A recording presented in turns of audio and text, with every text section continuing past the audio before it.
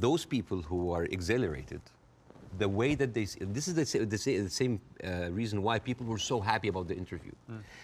What do they see? They see Israel as a criminal state who is killing their people, and in the same time, they are supported by the international community and America.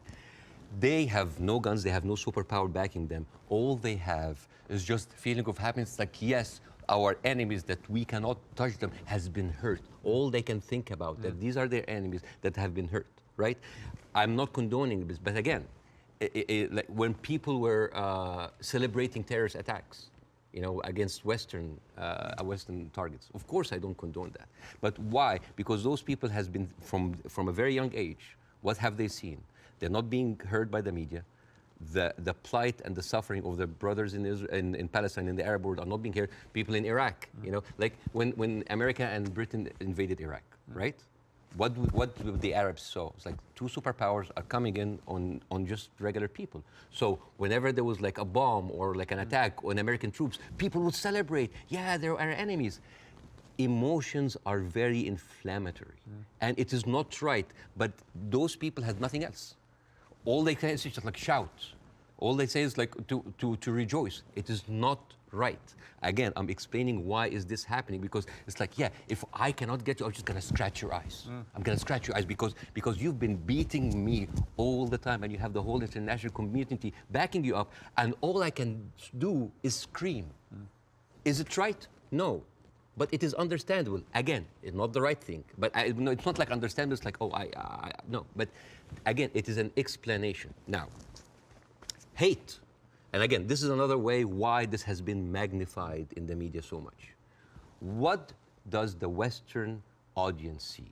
They see people rejoicing for the death of innocent civilians in Israel.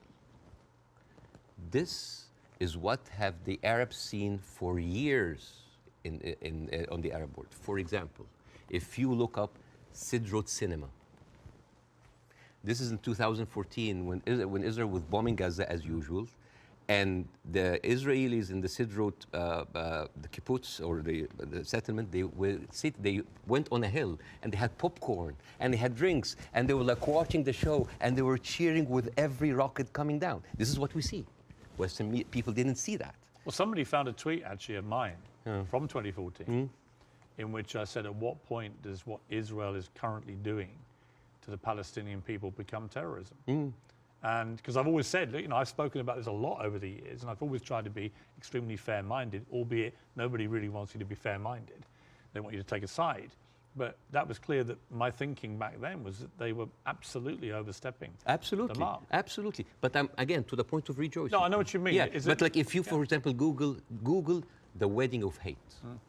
This is like a Jewish wedding in Israel where they were celebrating the arsons and the burning of Palestinians. But to be clear, I've seen lots of videos. No, but like, I'm not talking to you, Piers. No, I know. I'm talking to the Western audience because I want to see, like, I want to say, like, this is what they see. I mean, for example, there is a very famous video for Samer Abu Za'anin, who is like a young kid that he was shot point blank by an Israeli soldier, and he was not allowed to have any medical attention. And as his dead body was being put into the ambulance, the Jewish settlers were cheering. So for an Arab audience, this is what we see every day. So when they see, oh, we heard them back, we heard their people like they heard back, it is not right. But this is what hate does. It escalates, it feeds each other. Radicalism feeds it. It is terrible, and it is just like a vicious circle. So I would like to do something that is very interesting tonight.